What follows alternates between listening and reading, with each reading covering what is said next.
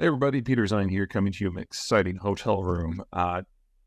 The news I wanted to talk today is about something that has to do with Caucasus again.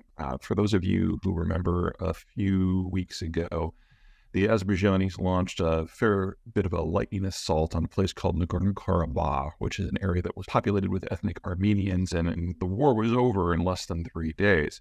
And pretty much all of the Armenians who were living there have since absconded and left for Armenia proper. Where there's now going to be, it looks like, a second phase of that conflict where the Azerbaijanis are likely to invade Armenia proper. What's going on here is that the Azerbaijanis are looking for a land corridor to connect two parts of their country. In order to explain the significance of that, we're going to have to do a little bit of a screen share here to Google Zoom, or Earth, which is one of my favorite programs ever. Anyway, here we are looking at where the former Soviet space in the north meets with the Middle East in the south. And the Caucasus is this mountainous land bridge in between. And let's just go ahead and zoom in a little bit more. Okay. So the Northern Caucasus, or the Greater Caucasus, is this line here. Very rugged, very steep, home to a lot of ethnic minorities like you would expect in any number of mountainous zones. This is an area where the Russians have always had a problem. The Chechens, if you remember them, live right here. And then you've got these two little enclaves in the north, Abkhazia here and South Ossetia here, where the Russians have sent in troops and basically occupy them and make them de facto Russian territory. And some people would say that the Russians are basically trying to do this in Ukraine as well. But I think it's important to understand that for the Russians, it's all about controlling the access points. That's Ukraine, where that's the wars that they've launched here in Abkhazia and South Ossetia. The Russians know that their population is dying out, so they believe that they can forward position troops in the access points that they will have an easier time defending themselves. So there is a coastal road here in Abkhazia. There's a pass that links the North Ossetian province, which is part of the Russian Federation, with the South Ossetian province, which is part of Georgia. And they're trying to plug those access points.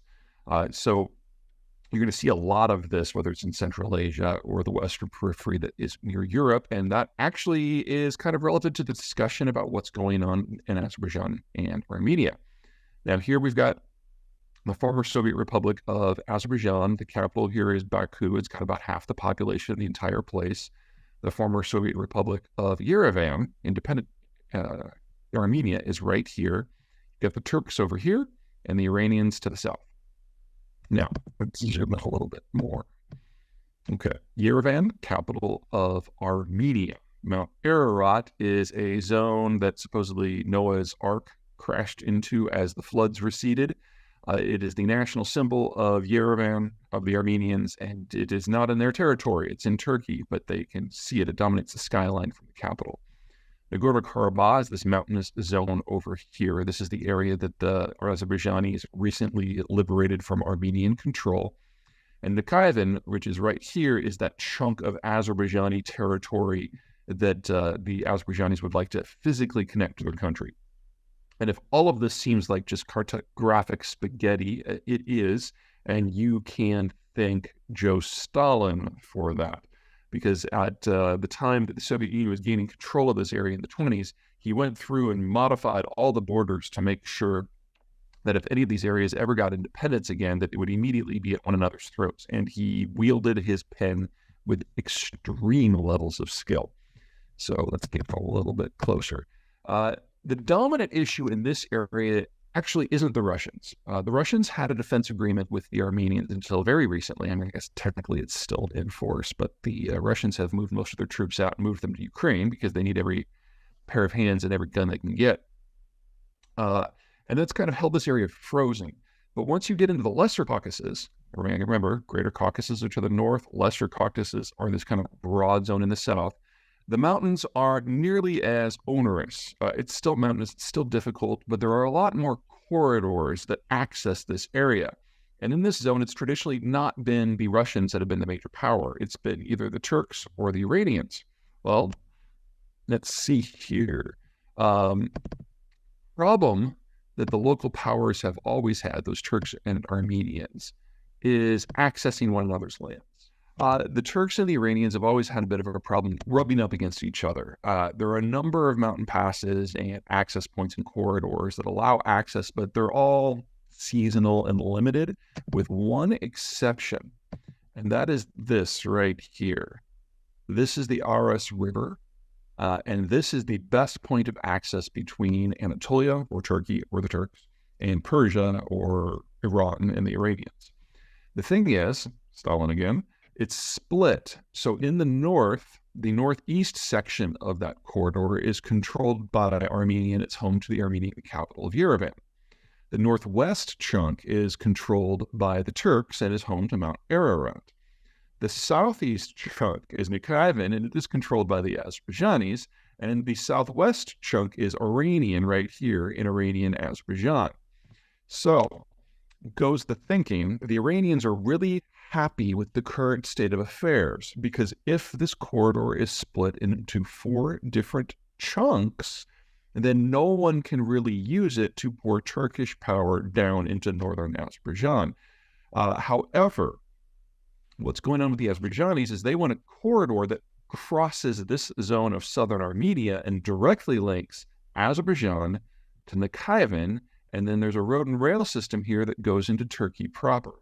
If that happens, and you have Turkish power controlling over half of the corridor, and the Turks can directly reinforce Baku by road and by rail. And from the Iranian point of view, this would be a disaster. It would be a disaster from the Armenian point of view as well. Not only would they lose control of some of their southern territories, but then they would be completely locked off and surrounded by Turkish power. And if you're familiar with your history, the Armenian genocide carried out by the Turks in World War I was pretty brutal. And so the Armenians are looking for anything to kind of grab onto a degree of independence. They need a security guarantor.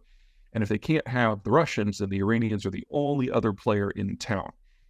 And Azerbaijan getting control of southern Armenia would basically end that forever. And then it would just be a matter of time before Armenia itself becomes a satrapy of the Turkish system rather than the Iranian or the Russian system, something that the Armenians would rather avoid.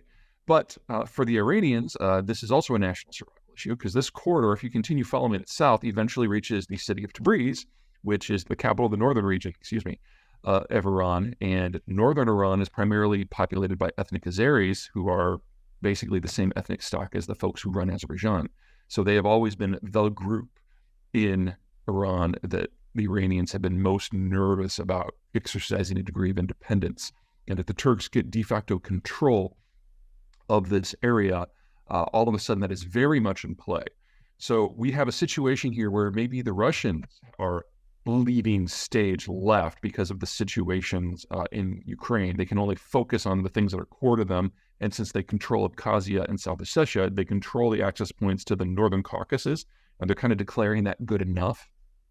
But with the Turks now rising, we're going to have a second level of contest in this region between the Turks and the Iranians, with the Azerbaijanis being a very, very, very willing ally.